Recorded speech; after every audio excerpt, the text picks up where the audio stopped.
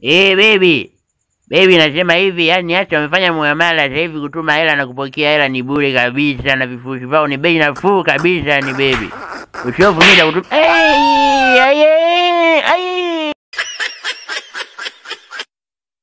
Baby tuendelee baby tuendelee.